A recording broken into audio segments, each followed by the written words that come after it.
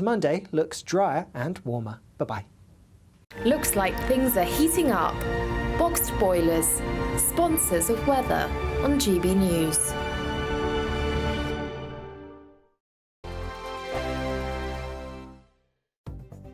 The latest GB News travel. Good evening, I'm Gary King. In Kent, the London-bound M20. There's a lane close on the exit Slit Road at junction 6 at Maidstone. Long delays building after a breakdown. Takeley in Essex, the A120 looking slow. That's due to a police investigation. In Derbyshire, the southbound M1 looking busy after an earlier accident just after junction 29 at Chesterfield. In the West Midlands, the southbound M6, long delays. There's a lane closed due to a broken down lorry around junction 6 at Spaghetti Junction. Delays though back towards junction 7 at Great Bar. And in West Yorkshire, the eastbound M62, there's a lane closed to queues for around 3 miles due to a breakdown between junction 26 at Chain Bar and 27 at Gilderson. And that's the latest. You can stay up to date throughout the day by visiting our website gbnews.com.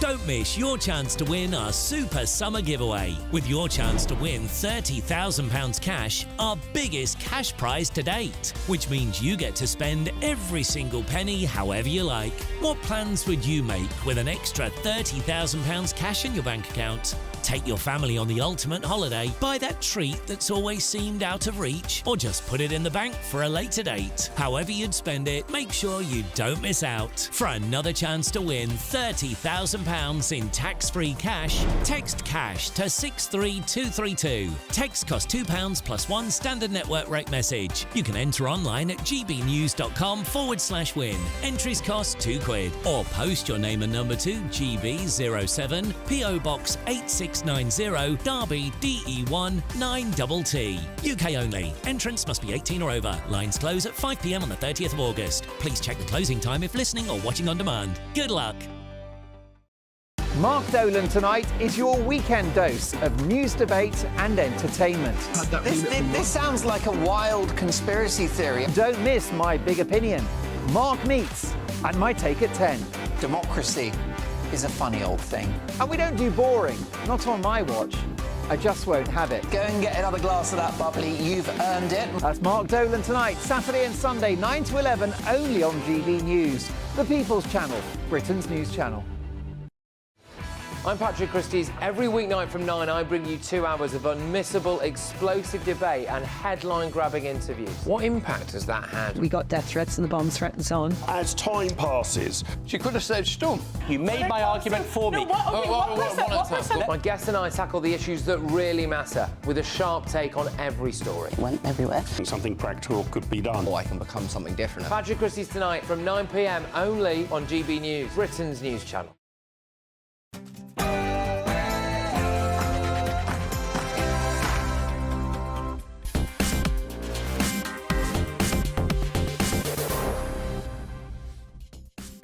Everyone told me I was wasting my time. The ECHR, no one's ever heard of it. No one cares. Well, now Tom Tugendhat, running to be Tory leader, says he might consider leaving it. But do we actually believe anything anyone says anymore? It's been a big day in Westminster. The launch of GB Energy. Is this going to be a new industrial revolution? Is it going to give us incredible, cheap energy for decades to come?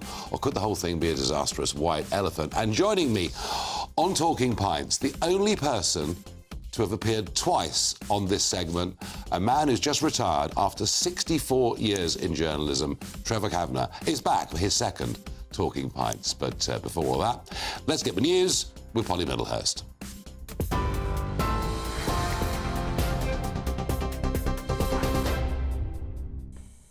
Nigel, thank you. Good evening. Well, the top story tonight is that the police watchdog says investigators will be examining hours of body-worn video and CCTV footage following an altercation which resulted in a police officer being suspended from duty after a video showing a person being kicked at Manchester Airport aired widely online. Greater Manchester Police says 3 of its officers were seriously injured when they attended to reports of an assault in the airport car park, which happened before the events in the widely aired video were circulated. They included a female officer suffering a broken nose. A solicitor representing 2 of the men involved says they're family members of a Greater Manchester Police officer. 4 men in the end were arrested on suspicion of assault and affray, and the police watchdog has now launched its official investigation. A man has been charged with attempted murder after the stabbing of a uniformed army officer in Kent. 24-year-old Anthony Essan has been remanded in custody after appearing in court today. He was arrested near his home in Rochester just 30 minutes after the violent attack. He's also been charged with possession of an offensive weapon in a public place. He'll be back in court next month. It comes after Lieutenant Colonel Mark Teaton, who's in his 40s, was stabbed near Brompton Barracks in Gillingham on Tuesday evening. He remains in hospital in a serious but stable condition. As you've been hearing, the former Immigration Minister, Robert Jenrick, will stand for the leadership of the Conservative Party, promising to win back voters who've switched to Reform UK. He's the 3rd Tory to throw his hat into the ring after James Cleverly and Tom Tugendhat. Mr Cleverly says he's best placed to unite the party after the election defeat. But Tom Tugendhat says the Conservatives have lost trust of the public after failing to deliver lower taxes and lower immigration. You've seen what's just happened in the recent election. We lost the trust of the British people because we failed to deliver.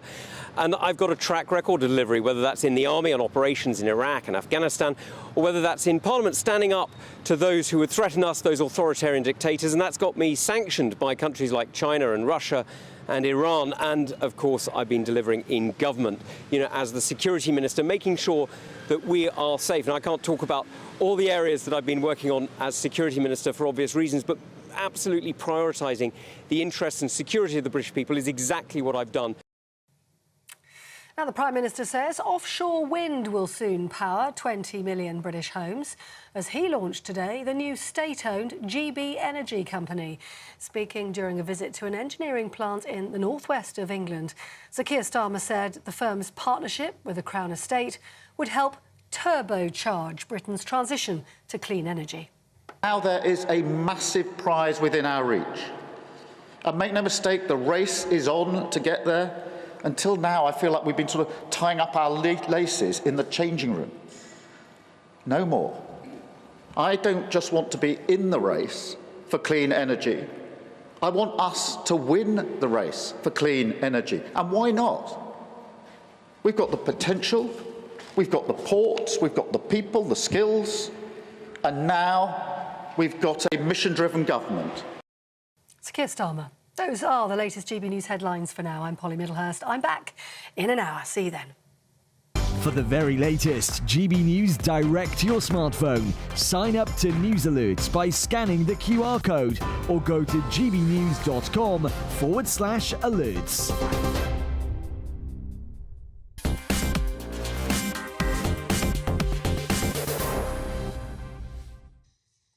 Well, I first started banging on about the ECHR back in 2020 when I was going out into the Channel, highlighting the small boats coming over, highlighting the fact that just going back 15 years, we used to deport people who came here illegally, but we'd stopped doing it, and the increased activism of that court, as I saw it, was at the heart of the problem, and certainly the incorporation of the European Convention on Human Rights into British law back in 1998. But, of course, as ever, I was told that I was just sort of weirdly fringe and that nobody would listen. Well, they're listening now, and there is quite a full debate. Big screaming headlines in the Telegraph today say what Tom Tugendhat would consider leaving the European Court of Human Rights. Now, he sat down earlier on today with Jacob Rees-Mogg. Let's see just a little clip of it. People, one of the issues that has been central to your campaign and the commentary on it is the question of the European Convention on Human Rights. Are you willing to withdraw from that convention or lead a Conservative Party campaigning to withdraw from it? I am willing to do it. Of course I'm willing to do it. What I want to do is I want to see the policies that I was talking about since 2013 implemented.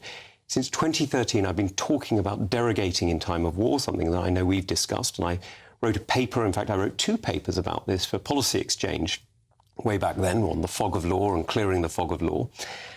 And we need to be absolutely clear that the purpose of these institutions is to serve the interests of the British people. You know, when our predecessors on the Conservative benches passed these bills and signed these treaties in the 1950s, they were doing it to extend the prosperity and security of the British people. That's exactly why they did it. And that's what the purpose of these treaties is. Now, if they continue to deliver that, fantastic. We should support them. If they cease to deliver that, we should either reform or derogate or possibly leave. We're absolutely clear. That's what was said in an interview. Well, to me, it's as clear as mud, I have to tell you. So we have Tugendhat running, we have Jenrick running, we have Cleverly running. That's 3 for starters. There could be many, many more.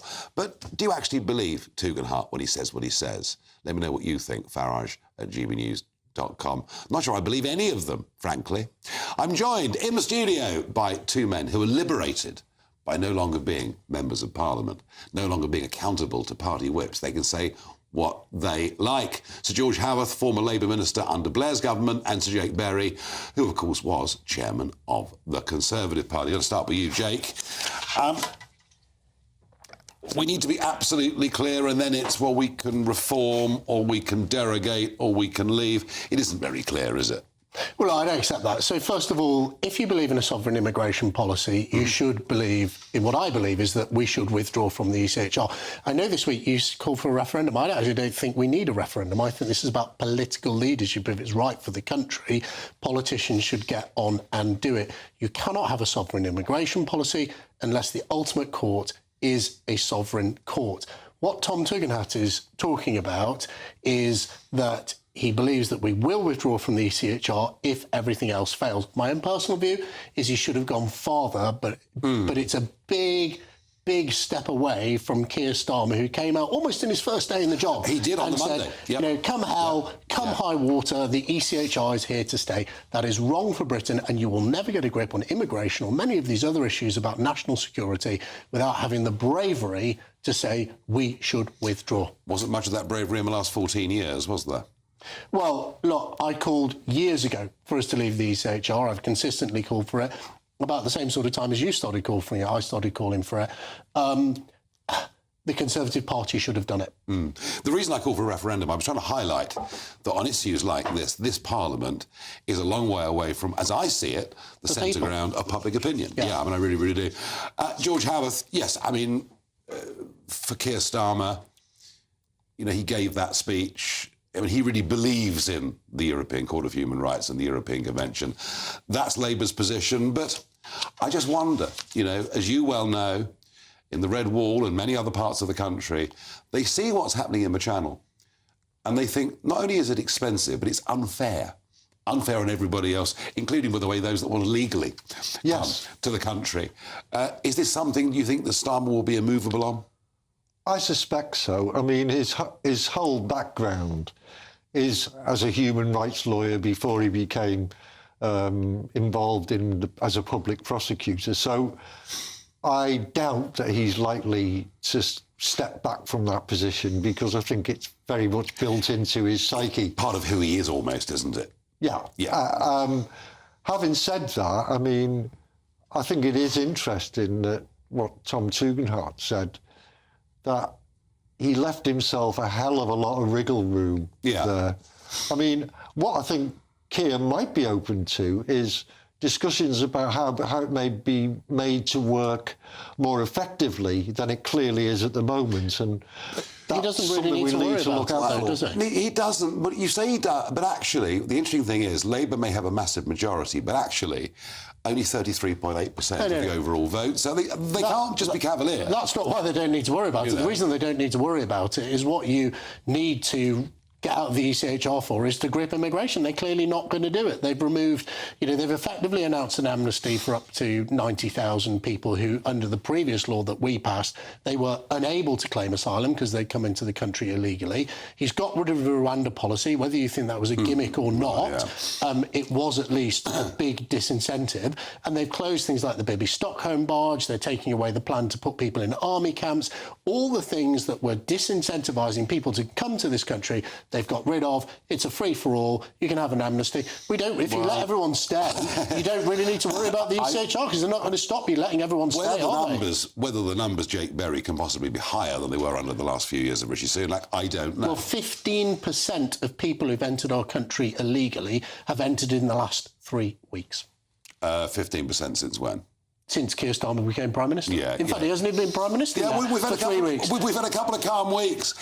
I must ask, interesting decision, wasn't it? You know, the First Division, the 2-child cap and its knock-on impact on benefits, 7 Labour MPs opposed the government line. To be fair, on a manifesto they'd just been elected on. Was it a bit over the top to suspend them for 6 months, or was it the right thing to do? I don't think it was, because it was a manifesto commitment, and the general belief, and I think rightly so, is if it's a manifesto commitment and you've stood for election on that manifesto, then you're honour bound to keep it. Yeah. Having said that, I mean, I'm not going to start kicking people for, exercising their conscience, but I think they were wrong to do so, and Keir was right to discipline them for doing so. Well, no, clearly there's going to be some discipline there. And when you look at the runners and riders, there are 3 so far for the Tory leadership. Who's the most honest of the 3 so far? Well, I think I'm backing Tom, just to put my cards on the table. I got to know Tom when we campaigned together to oppose Boris Johnson's crazy increase in national insurance. And he campaigned with me to oppose that against our own government. So all of these people who say, look, I'm a right-winger, I'm a sort of low-tax Tory, I judge people by what they do. And when Tom and I were campaigning against working people's taxes going up as Conservatives, none of the rest of them, who are all fine individuals, none of the rest of them were with us. That's why I'm backing Tom, because I think he is a low-tax, proper Conservative, as you might almost say, Nigel. And there's nothing wrong with the rest of them. He's just the best. Is he going to win? I don't know. A bit early yet. Well, we're not betting on. I'm not in Parliament anymore. It's up to my colleagues. That's why it's actually better to have you on as an ex-MP, because you can both speak your mind very clearly. And we're here as a channel. We want full-on political debate and opinion. And I think he stands quite a good chance, because I think he appeals across the party as a proper Conservative. Let's not forget, in the last election, we lost 60 seats to the Liberal Democrats. We lost, 5 to the Reform Party. Could have been many more, almost was, actually. We lost 60 seats to the Liberal Democrats. If we want to rebuild as a political movement, as Conservatives, we need to have a broad appeal, and our appeal needs to not be defined by how we voted on Brexit. It needs to be about what we will do for this country. I think he's the best person for that job. Final point on this segment, back to the Labour Party for a moment. 1997, Tony Blair in the sunshine in Downing Street. Things can only get better. I mean, it was a remarkable period, wasn't it? There was a sense of optimism about who he was, about some of the people around him. We haven't got that this time, have we? Well, different times, different people. Sure. Keir's pitch, which I think for the time was correct, was steady as you go. Let's get everything stabilised. Let's get the economy moving again. Tony was really a man of his times. It was people were looking forward to change. He was the face of that change, and I was a huge supporter of Tony. And I'm not here to knock him. But as I say, it was a different time, and in a way, it was an easier pitch then for him than it is for Keir now. Because the funny thing here is, on the one hand, it's stability, but on the other hand, it's change, and sort of, which is it? Well, if you want to be linguistic about it, there is, you could say that one thing means one thing and the other thing means another. But I think the message that he's got is, we're going to change things, but we're not going to break the bank in doing it. And I think he's serious about that. I think Rachel Reeves is serious about that. And so I think it's a question of giving people something to look forward to, but at the same time, making sure they know it's not going to be a disaster for the country. No, it's a cautious approach. Well, we're going to watch it all with great interest. In a moment, we're going to debate, Great British Energy? Is this going to be a massive success, almost a new industrial revolution, or is it going to be a great big white elephant disaster? All of that in a moment after the break.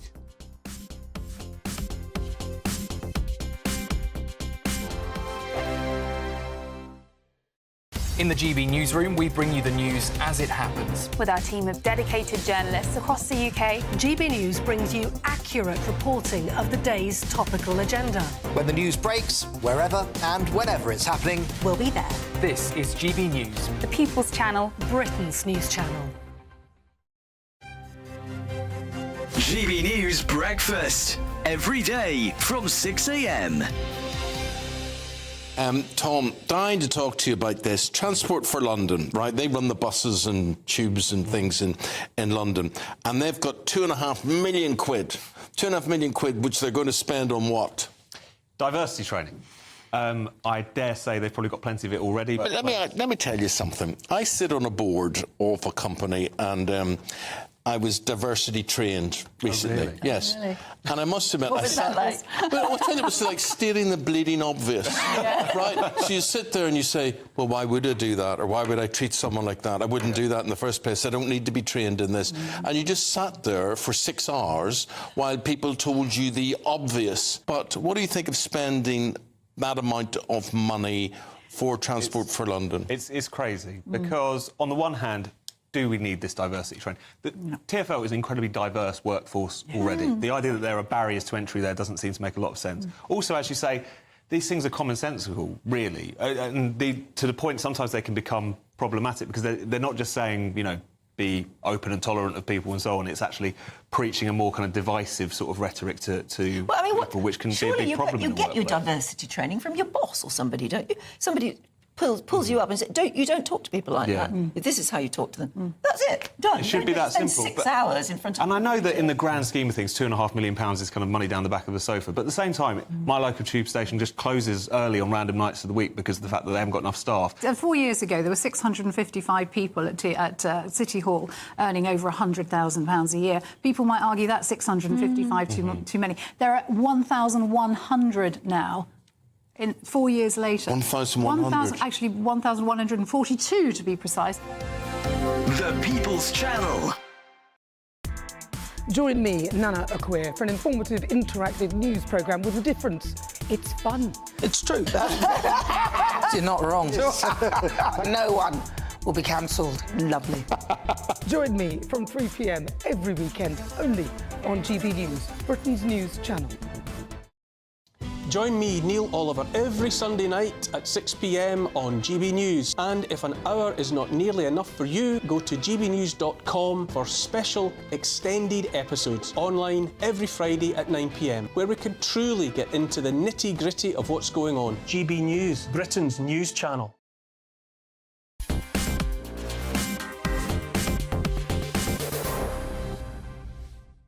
Well, it was promised all through the election campaign, and it's coming to pass. Yes, GB Energy, and they're teaming up with the Crown Estate so they can fast-track the building and development of offshore wind turbines on a scale that only Boris Johnson could possibly have dreamt of, because this was very much his policy. Now, the PR and spin around it is that by 2030, we'll have enough power for the equivalent of 20 million homes.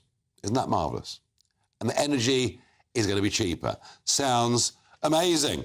The government also confirmed that Great British Energy will put £8.3 billion of public funding over the course of this Parliament into projects such as wind, solar, tidal, wave energy, as well as battery storage, carbon capture and hydrogen development. You know, folks, I've been hearing some of this stuff for 25 years. I was told in 2000 in the European Parliament, just you wait, Nigel, battery storage for electricity, it's all going to be sorted. It hasn't been. I've been told that hydrogen could be the miracle. I hope it is. But at the moment, we're absolutely nowhere near it. And I do just wonder whether what we ought to call it is not renewable energy, but intermittent energy. Because isn't that at the heart of the problem? That it's intermittent energy, you can't store it effectively, and it's been damned expensive so far. Well, joining me down the line to debate whether GB Energy is going to be a huge success or a disaster is Dr. Paul Dorfman, Associate Fellow, Science Policy Research Unit at the University of Sussex. Paul, you'd have heard some slight scepticism in my voice. I would love to be proved wrong. OK. 86% of all new power additions worldwide this year has been renewables, with nuclear nowhere. So I think what we're seeing really is a energy evolution, energy revolution. We know that we need to electrify because of climate. So the only way to do it is via essentially renewables. And in terms of renewables, the world and his auntie, all of the major international organizations state quite clearly that renewables will do the heavy lifting for net zero. Well, OK, but let's take, I don't know, let's say mid-February next year, and let's say there's a blooming great anticyclone sitting over the North Sea. We've got fog, we've got heavy frost, coldest conditions of the year, peak demand for electricity, not a single wind turbine turning, and no solar energy either. Do we just accept blackouts? No, what you're talking about is a thing called Dunkelflaut, which is basically what happens for maybe 1 week in the year one week in the year. And clearly there's no such thing as a free lunch. And so therefore you're beginning to start talk about peaking gas in that situation. And in terms of, GBE, Great British Energy and the rest of it, I think we have to remember that it'll be a state-owned, non-nationalized, non-monopoly. The 8.3 billion will come from tougher taxes on oil and gas projects. And the 20 to 30 gigawatt that you were talking about, the new offshore, to power 20 million homes, will be in addition to what we've currently got, which is 50 to 60 gigawatt. So you're talking about 60, 70, 80, 90. You're talking about 90 gigawatt by 2030. And by that point, if you add on the solar, if you add on the interconnection, if you add on the demand-side management, if you add on the storage, if you add on all the other kinds of things, the tidal, the geothermal, all the rest of it, you're really beginning to get there. And it's not just me that's saying it. So what I'm saying is this, and I'm saying quite clearly, of course, is that all the major energy institutes worldwide state quite clearly, and these people who know their business, that renewables will do the heavy lifting for the energy transition. All right, OK. Paul Dorfman, thank you very much indeed. Well, never say on GB News you don't get all shades of opinion. Yeah, Paul Dorfman may well be sold on this. Many of the international institutes may well be. Jake Berry, I'm still pretty sceptical. Well, I'm pleased to have the opportunity to talk about this because I'm one of those unusual people in politics, a bit like you, Nigel, maybe George as well, who's actually had a job. And my job has been, for over 20 years, I've been doing legal work in relation to green energy and infrastructure, and also my wife runs a business in this sector.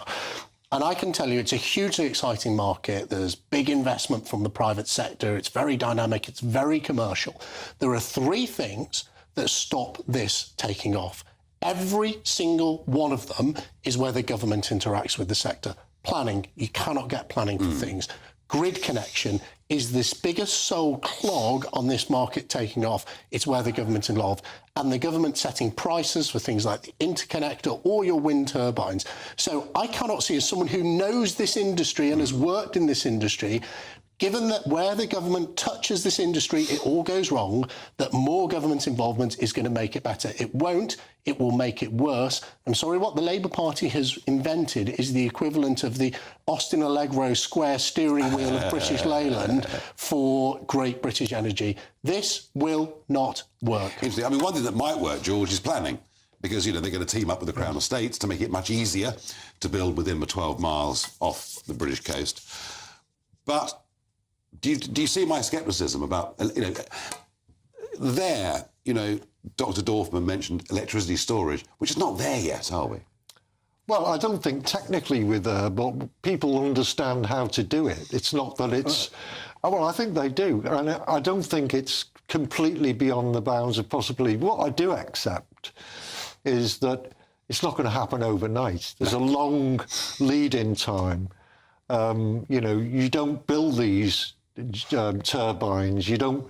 And by the way, I think part of the mix has to be nuclear power as well. Well, one thing, to be fair, Ed Miliband has said that, and I was very pleased that he said that, I must say. But even then, you don't build a nuclear generation system overnight. 10 years? Yeah. So, you know, it's a question of steady progress rather than... Well, I think the idea of GB Energy is a really exciting idea. It's one...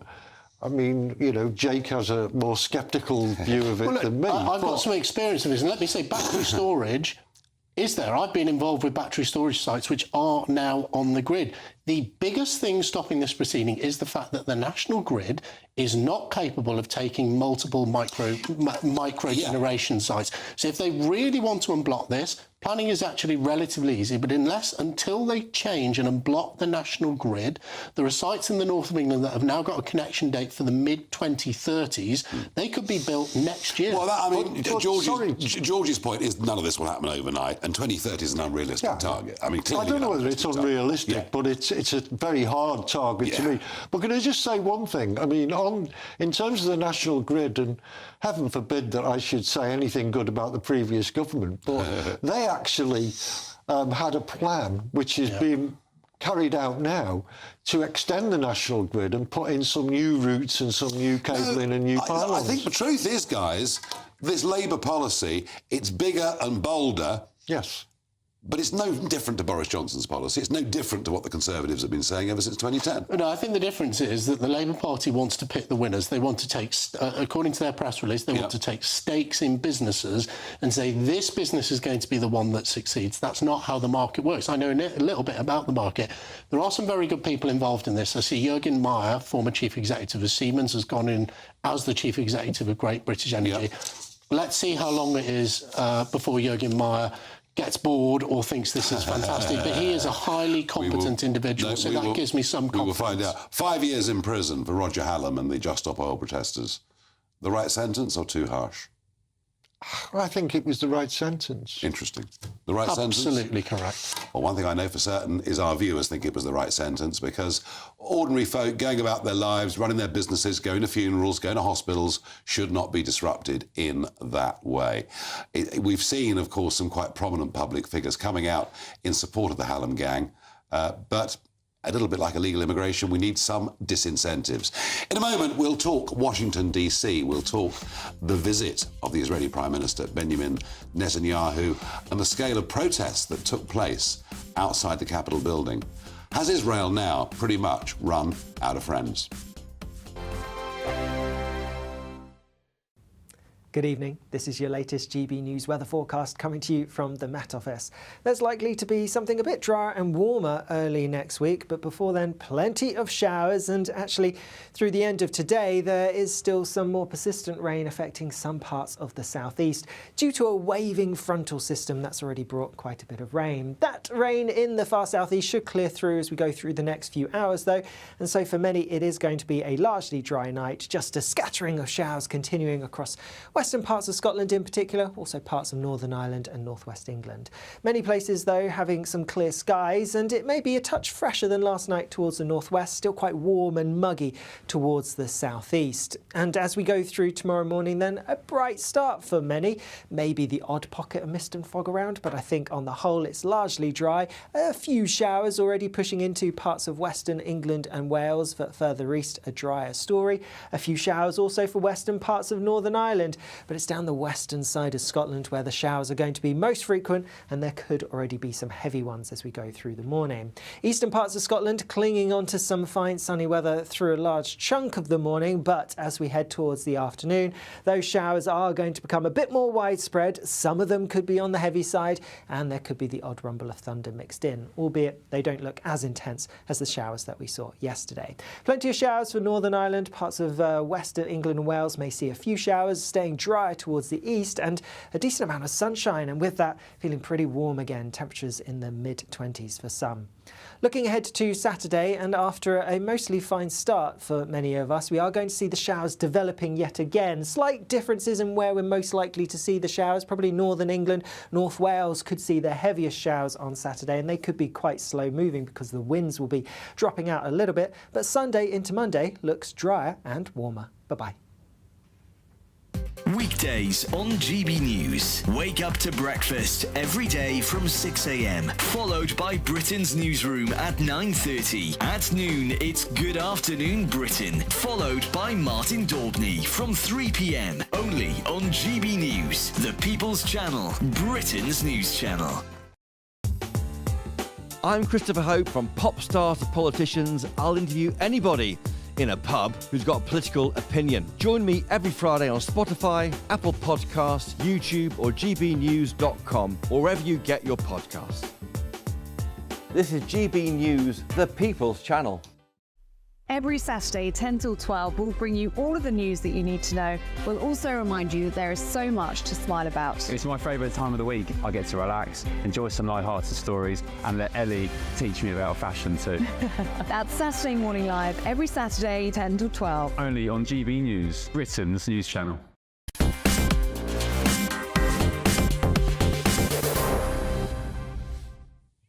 Well, big disruption in Washington, D.C. yesterday, and a big boycott.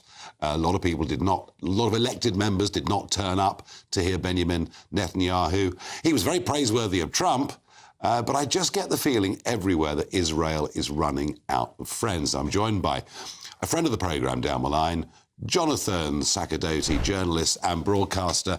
And Jonathan, you get my point, that Israel is running out of friends. Evening, Nigel. I think some people might look at what happened in DC as Israel running out of friends, but others will have seen the Israeli Prime Minister there giving that speech to rapturous applause. Yes, there were some people who chose to stay away, and there were indeed some people outside who chose to protest. But what he chose to highlight there, and I think it was resoundingly applauded by those who were in the room, was the strength of the relationship between Israel and the US, both from when October the 7th first happened, and Joe Biden gave that very appreciated and impressive speech back then, all the more impressive for how lousy some of his speeches have been since then. And then Benjamin Netanyahu reciprocated and turned up and gave quite a powerful speech yesterday in the States. So I think that there's often a shift, a difference, a gulf between how some people want you to think the situation is and how the situation actually is. America is still supporting Israel's actions. It hasn't stopped Israel in carrying out that war, but it has got in the way a bit, slowed down some weapons deliveries. And indeed, Netanyahu did mention that in his speech, albeit in a rather diplomatic way, but he channeled Winston Churchill, saying, Churchill said, give us the tools, we'll finish the job. He said, Israel says, give them the tools faster, they'll finish the job faster. And that's the emphasis now, is so many people are asking them to hurry up and finish the war. So he's saying, give us more weapons and we will. I don't particularly see Kamala Harris as being a big friend of Israel, or am I wrong? I'm sorry about that. That's dreadful. I don't think Kamala Harris is particularly known to be a friend of Israel. No, quite.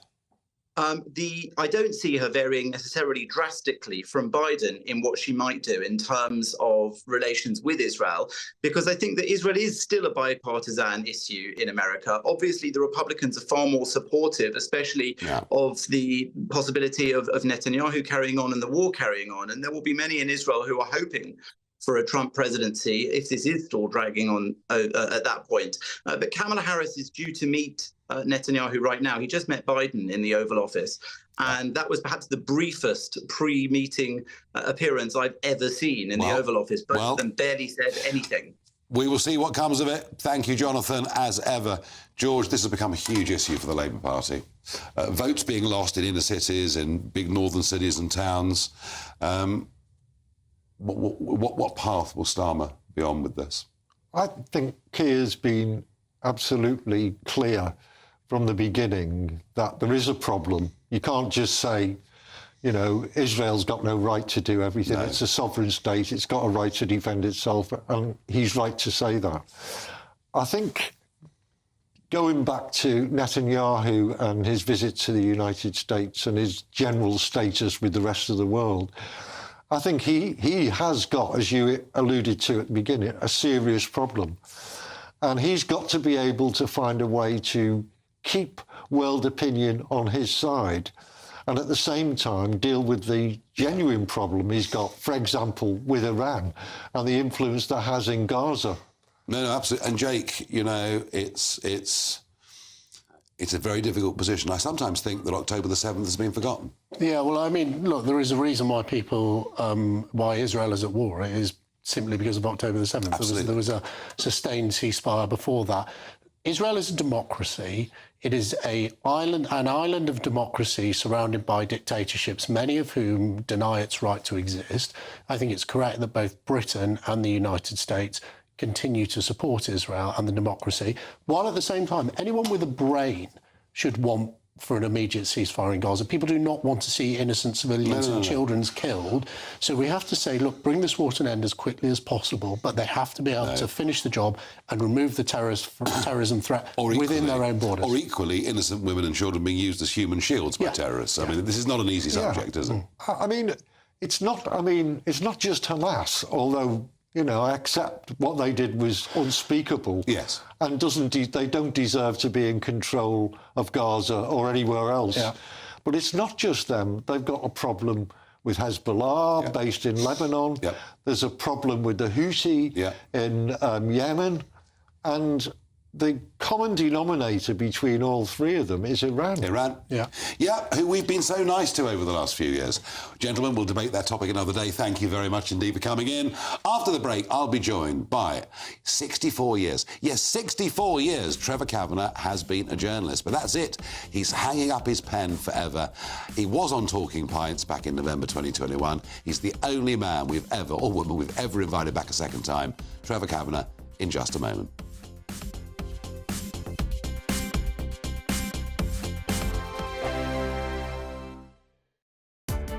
Welcome to State of the Nation, daily plunge into the stories shaping our country.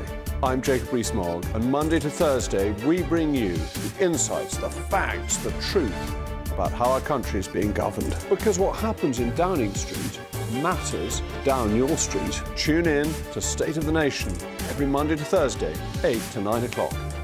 Only on GB News, the People's Channel, Britain's news channel. This is GB News, Britain's news channel. When you think of the latest culinary trends, it might not be prawn cocktail, toad in the hole, or a jam roly-poly that springs to mind. But it's not for Gen Z or Gen Z TikTokers who are determined to make a comeback for these British classics. Now, 2/3 of Gen Z now rely on TikTok for cooking ideas. So is it time for the revival of the best of British dishes? Restaurant critic William Sitwell, good to see you this morning. For us, these things never went out of style. They've always been eating the prawn cocktail, the toad in the hole, the cottage pies. It's the best kind of food. I think the main thing is in terms of trends. We've seen this for not decades, but literally centuries. The trends in food publishing, and it doesn't matter if it's on digital in a book, always goes. The swing is from complicated, modern, faddy to traditional, simple, and so on. So there's been this thing in publishing for literally centuries where you go from, for example, you know, Jamie Oliver's sort of 15 7-minute, is it 3-minute meals, to the next trend, which is that's too simple. You know, we need to take time and we need to get back to traditional food. The other thing is, and I think, you know, if you are a food faddist, if you're obsessed with fermented cabbage and putting kimchi on everything, then you might have missed out on some of these wonderful traditions. Good food exists because it nourishes the soul. Good traditional recipes, British recipes, are not impossible to cook. So even the loonies on TikTok, I'm so glad I'm as ignorant as TikTok as you guys are of kimchi. Yeah, and William, actually, this kind of food is so satiating, full of nutrients. I was saying to Ellie off air, you know, our grandparents lived on this stuff, meat, potatoes and veg. It was quite simple. The People's Channel. Join me, Camilla Tominey, for a frank and honest discussion with those in power that cuts through the spin and gets to the heart of the issues shaping our nation. You haven't confirmed that you want to stand as leader, but you haven't ruled it out either. This report basically says that he's not fit to stand trial. Is he indecisive? Incompetent? I deliver the dose of reality Westminster needs. That's the Camilla Tominey Show at 9:30 every Sunday on GB News, the People's Channel, Britain's news channel.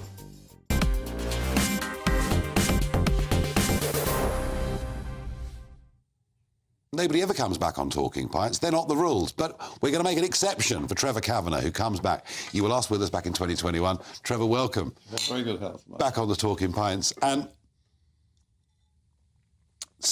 64 years in journalism. Yes, it's shocking, isn't it? I mean, one of the strangest things about retiring is that I'm suddenly confronted with the fact that I'm 81. Yeah. And I don't feel 81, or I didn't until Joe Biden resigned. And suddenly I realised that actually it's quite a long time in journalism. Yeah. It's been fantastic. I read some of your last column. By the way, I always make sure I get a hard copy of the Sun newspaper on Monday mornings for your weekly column, which I'm sure Jacob does the same. Yes. You know, even Jacob photographed buying the Sun, you see. So, I mean, and even though we'd exchanged messages, the next Monday I turned and you weren't there. And have you had lots of emails from people saying they feel let down?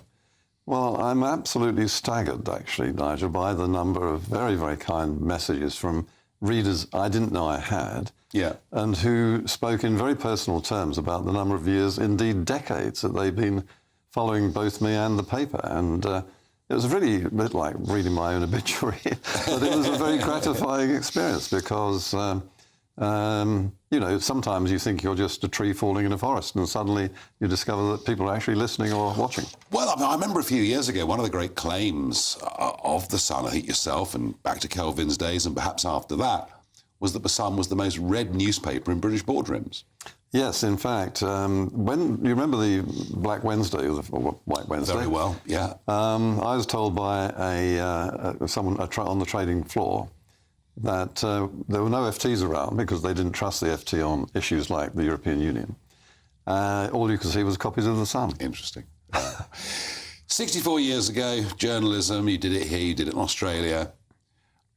No internet. No mobile phones. I mean, it's such a different world, it's unbelievable. It is, and indeed not just no mobile phones, sometimes no phone boxes. Sometimes they were super glued. You'd be running down the street with a story you had to file by a certain time, and you'd go to a phone box or a bank of phone boxes and they'd all be super glued and you couldn't put your 10p in to get a phone call out. And so there was some quite... and also, sometimes your opposition colleagues had sabotaged the phone. So, you know, the advent of the mobile phone totally transformed life. And the laptop, the Tandy as it was in those days, the ability to file from places like Beijing or from Moscow, where they would block the phones until they were ready to let you go through. Well, with a Tandy, you could do it instantly. And the whole thing would have gone down in the copy taker's hands instantly. Fantastic. Now, you spent many of those years in the lobby. Explain to our audience what the lobby is. It's sort of got this wonderful sort of sense of mystery about it. How does it work? Well, the lobby represents all the newspapers and all the broadcasters in the country, and now the online wire and news services that have popped up since I stopped there. So it's a very large body. Once upon a time, it was just the daily newspapers, a select group of about 10. It was a club then, wasn't it? It was more or less a club. And we all had our own dining room and we had our own system and we had our own rule book about how you could approach politicians. If they were talking to another journalist, you weren't allowed to go near them and you were never allowed to chase them or run across the lobby. But what it was a card giving you access to ministers, to MPs on the hoof, and it was a privilege to actually be in the House of Commons, seeing people on equal terms as a newspaper reporter. And it was a very, very rich scene. Well, you've seen so much. From your writing, it's clear that you admired the courage of Margaret Thatcher enormously. Yes, I'm afraid I am a Thatcherite. I can now say this because I'm retired. I think that Margaret Thatcher was a phenomenon, unfortunately not to be repeated in the foreseeable future, but she changed Britain. I came back from Australia in 1978 during the winter of discontent and the last months of the Callaghan government. And I then witnessed the evolution of Thatcherism, which started not very, somewhat unevenly, and then got into its stride with the Falklands War. And suddenly people were saying, this is unusual, this is a phenomenon. She became dubbed the Iron Lady. And people, we used to travel with her on the VC-10, part of the Royal Flight. Huge privilege being, and other Prime Ministers too, but it was Thatcher who really got people's juices flowing in the sense that she would visit the Soviet Union, and she would be literally a huge crowd. I mean, she was the Taylor Swift of her era. Yeah. And that's why they hero worshipped her. It was amazing. Blair had hero worship in this country, including from your newspaper. It did. I was the maverick licensed critic of Blairism and Tony Blair's pale blue Toryism, which was a fake anyway. And we really sort of fell out right from the beginning, the moment he opened the floodgates to mass immigration. And I remarked to him once, had he clocked the fact that the face of Britain was changing? And he looked at me as if I just crawled out from under a rock. This is racism, this is fascism, and that's the way they dealt with that particular point. Yeah, I mean, you've been very consistent on this. You've been in trouble over this a couple of times with what you've written. We won't dwell over that. We don't need to. I've campaigned very hard on this for a very similar period of time. The great British public are beginning to understand this, aren't they? I think the great British public have woken up to this much sooner than now. Yeah. It's only that the evidence is beginning to spill over into their lives, that it's beginning to make them angry that they are in this position where multiculturalism has blatantly failed, and it's obviously happening before our eyes on the television news as we speak. Yeah, almost every day. Almost every day. Yeah, no, it's depressing. One huge figure in your life, and in a way in all of our lives, is an Australian-born man called 92, well, is he 93 now? 93. Yeah, Rupert, you're just a youngster, you see. I know. Rupert Murdoch. I mean, there's so many strong opinions about Rupert Murdoch, but he did play a crucial role in keeping the pound, didn't he? Oh, he did. In fact, I think I can safely say that it was Rupert Murdoch that saved the pound, because he told Tony Blair that unless he held a referendum before joining the European currency, we would go against him. We would campaign against him as a newspaper. And at that time, we had such a big circulation that he had to take notice and eventually promised that he would have a referendum. And from then on, the issue was sold. And how involved in those negotiations were you, Trevor? Oh, not directly, I have to tell you. No. But I think that the thing about, I was political editor for 23 years. And you cannot hold that sort of position on a paper like The Sun unless you are pretty much in accord with the views of the proprietor or the editor of the day. Kelvin Mackenzie and various others who took that role, and Rupert Murdoch himself. And Murdoch is a phenomenal newspaper man who one day will get the full credit for what he did for the newspaper industry, which was to create, at one point, 50,000 jobs under his proprietorship across the world. 50,000 jobs. 50,000 jobs, and as he said, at any tick of the clock, someone somewhere, some journalist is having lunch at my expense. And it was my privilege to be that journalist. Interesting. But last time you were on, back in 21, we talked about inflation. You predicted that the government had it all completely wrong. The Bank of England had it completely wrong. Inflation would hit double digits, and it did. So given your record for predictions, Starmer, how long does he stay popular? Is there a honeymoon? Or is it going to fall to pieces quite quickly? I suspect that the honeymoon is already beginning to unravel.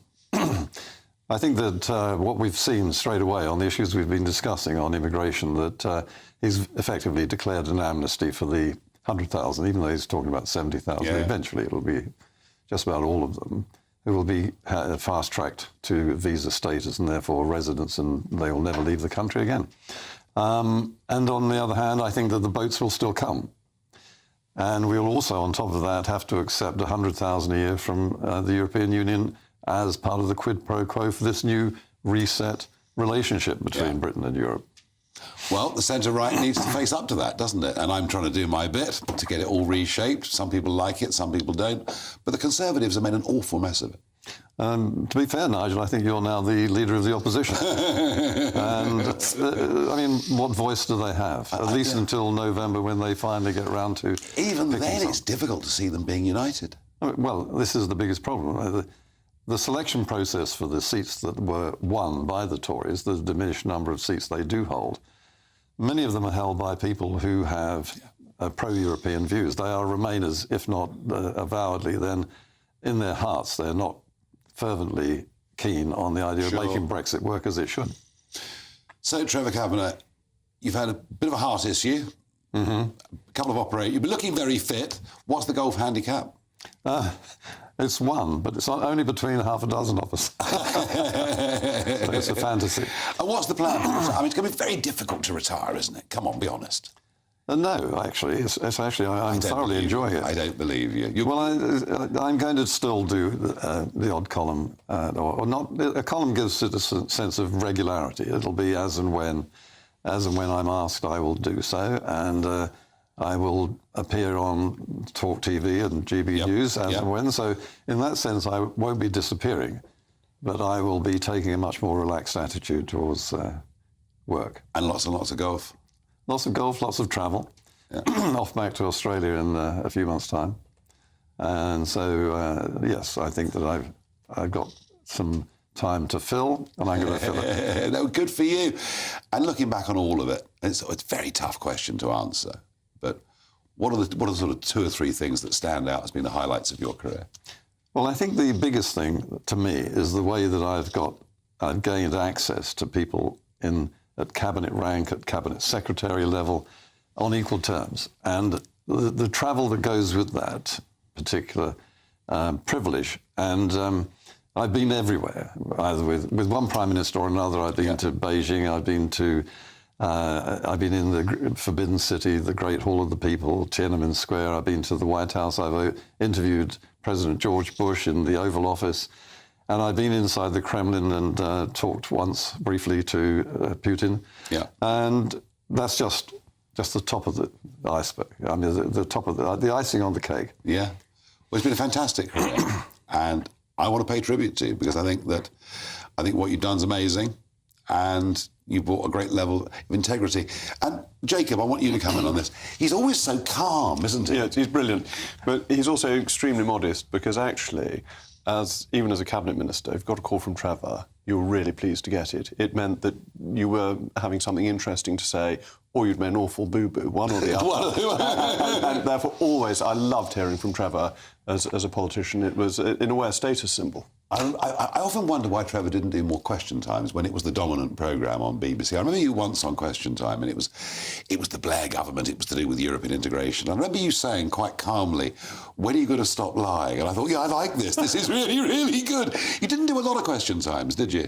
I did. One of the things I don't like doing is travelling all over the country to a Question Time audience somewhere in the far north, and it's just laziness, frankly. Okay. And then we sort of fell out. The BBC and I fell out. Yeah. They've never spoken to me again since. Very easy to fall out with. Trevor Kavanagh, thank you, and good luck with it all. Marvellous. No, well done. Well done, you. Jacob, I see you've had a big sit-down with Tom Tugendhat. I have. I've had a really interesting conversation with Tom. Obviously, we talk about the ECHR and his views on that, his views on net zero, how he thinks he can unite the party, and whether you take away the whip from some people who don't know what a man is and what a woman is, of whom there are a few on the Tory benches. I was told I was a nutter for talking about the ECHR 4 years ago. Nobody would ever be interested in that. Now it's really important. But it was funny, I saw a bit of the interview where he said, we have to be absolutely clear, and then he wasn't very clear, was he? Politicians should never say, I want to be absolutely clear. I think people win a prize when politicians say that. Harold Wilson started off, I think, saying, let me be completely frank, at which point you knew Harold Wilson was going to say something that wasn't. Absolutely wasn't. Jacob, what else have we got tonight? What are we going to be talking about? We're going to be talking about GB Energy, and we're going to be talking about the huge prison, actually, in James Cleverly's constituency, another contender. Ex-RAF Wethersfield. Fabulous. I'm done for the day. I'm back with you on Tuesday evening next week. Looks like things are heating up. Boxed boilers, sponsors of weather on GB News.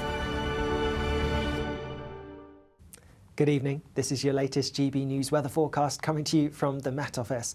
There's likely to be something a bit drier and warmer early next week, but before then, plenty of showers. And actually, through the end of today, there is still some more persistent rain affecting some parts of the southeast due to a waving frontal system that's already brought quite a bit of rain. That rain in the far southeast should clear through as we go through the next few hours, though. And so for many, it is going to be a largely